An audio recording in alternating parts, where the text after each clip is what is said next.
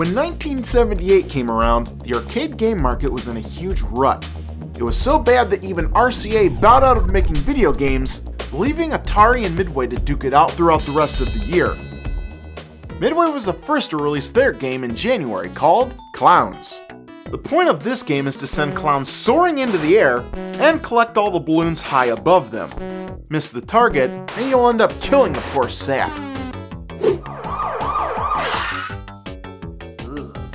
But if you keep them up in the air long enough to collect an entire row of balloons, you'll be handsomely rewarded.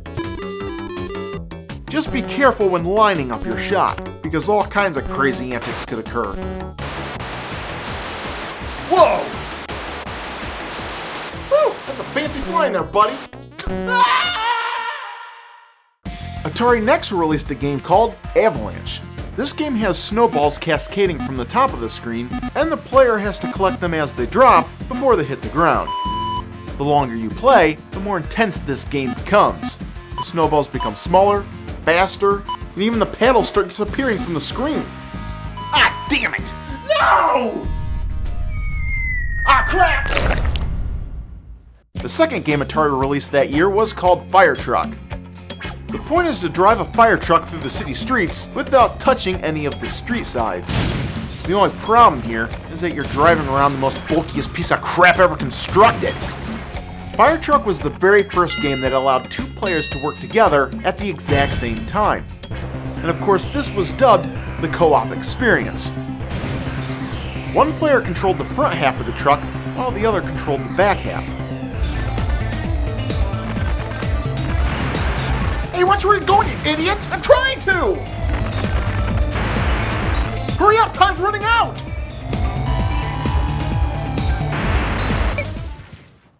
Oh, I hate you! Oh, go play in traffic. Fine!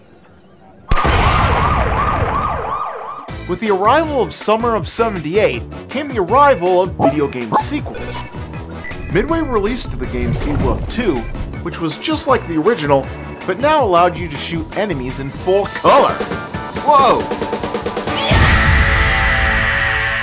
Atari then fired back with a sequel called Super Breakout, which was just like the game Breakout, but the longer you played, caused the entire board to shift downward. What the? Oh, come on! Hey, come on! Ah! Atari kept firing back with even more arcade titles, like Skydiver, where players take turns jumping out of planes to score the most points, while Midway came back with the game called Blueshark. This was one of the first games with a painted background that allowed you to hunt down sea creatures. Atari also returned with the re-release of an updated version of the game that started it all, Computer Space. Released under the new title Orbit, this game contained brighter graphics, and even more objects like these twirling whatchamacallits. Dear God, twirling whatchamacallits, dead ahead! Reverse course! Reverse course! Ah! Newcomer Namco even popped up that summer to release its first video game called Geebee, which is not to be confused with the Bee Gees. Video game maker Gremlin also joined the fray by releasing the game Frogs, which allowed you to hop around the screen in order to collect flies, butterflies, dragonflies, and even pompous Englishmen. Ah, pardon me, sir. Can I trouble you for a sporty? Ah, jolly good show!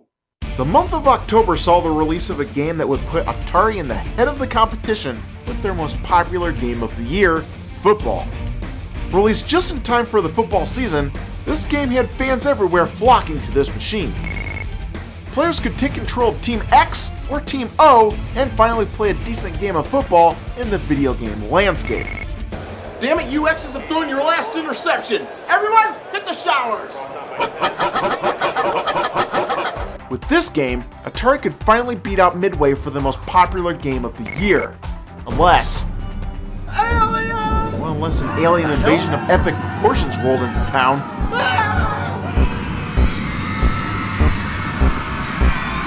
Midway had an ace up their sleeve called Space Invaders. In this game, the player must destroy the alien army that is constantly marching downward. Your mission is to shoot them all before they reach you. The longer you play, the faster the music speeds up. The faster the music speeds up, the more pressure you begin to feel. The more pressure you begin to feel, the more threatening the situation becomes. The more threatening the situation becomes, the more likely you are to mess up and kill us all! Oh my god, I can't take this pressure! Ah! Finally, Midway had a huge success on their hands. So many people were playing this game, in fact, that it even caused a coin shortage over in Japan. And here's a fast fact. This game was actually created by Japanese company Taito, who licensed it through Midway to bring it to the US market. And it was a good thing they did, because Space Invaders changed the entire landscape of arcade gaming in the US. Before this game was released, arcade machines were only found in places like bars, pool halls, and bowling alleys. Now they were showing up in family hangouts like pizza parlors, restaurants, and drugstores. Midway had successfully taken the crown away from Atari in the arcade world. Unfortunately for Atari, another competitor was going to try taking away their home video game console crown as well. Coming up next, the Magnavox Odyssey 2.